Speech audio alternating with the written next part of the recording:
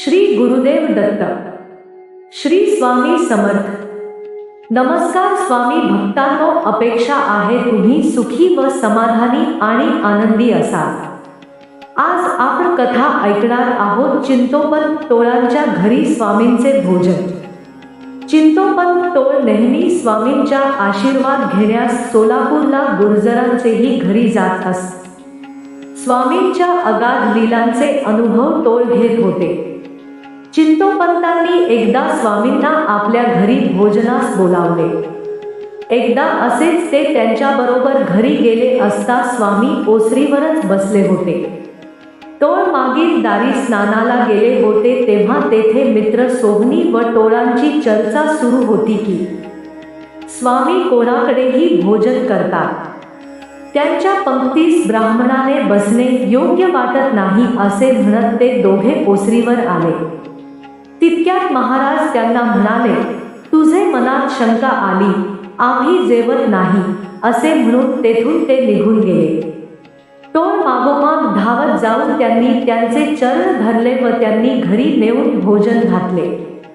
एके दिवशी स्वामी टोळांच्या घरी जेवण्यासाठी सकाळीच आले होते.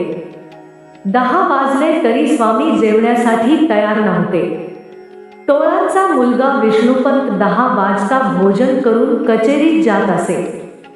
स्वामी त्याला म्हणाले, तू जेवून घे, तुला कचेरीत जायला उशीर होईल. परंतु स्वामी जेवल्याशिवाय तो जेवण्यास तयार नव्हता. शेवटी 1 वाजता स्वामी जेवले व तो त्यानंतर जेवून कचेरीत गेला. प्रथम तो हेडक्लार्ककडे गेला. तेव्हा कचेरीत त्याची हजेरी पूर्वीच मांडलेली हेडक्लार्कने त्याला दाखविली.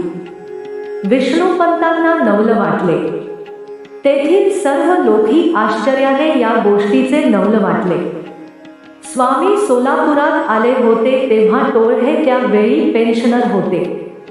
पुढे अक्कलकोटचे शहाजीराजे यांनी टोळांना कारभारी म्हणून नेमणूक केली. टोळांना एके दिवशी राजेसाहेबांचे जरुरीचे बोलावणे आले. तेव्हा स्वामी समर्थ टोळांच्या घरी आले होते. म्हणून आपणही माझ्याबरोबर अक्कलकोटास चलावे असे टोळांनी स्वामींना विनंती केली. तेव्हा स्वामी म्हणाले, अक्कलकोटास उन्हाळा आहे, आम्ही येत नाही, पाऊस पडल्यावर येऊ असे स्वामी म्हणाले. हल्ली उन्हाळा आहे, पाऊस पडल्यावर येऊ याचा अर्थ स्वामी उन्हाळ्यास भिवून गेले असा नव्हता. भर 2 प्रहरी सुद्धा उन्हात स्वामी अनवाणी बाहेर पडत असत. त्या साली दुष्काळ पडला होता. पावसाच्या दिवसात सुद्धा उन्हाळा जाणवत होता. सबंध पावसाळा कोरडा जाऊन दिवाळीत पाऊस पडला व पिके चांगली आली.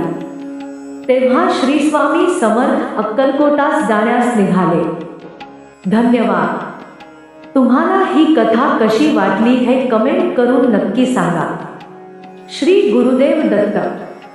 श्री स्वामी समर्थ.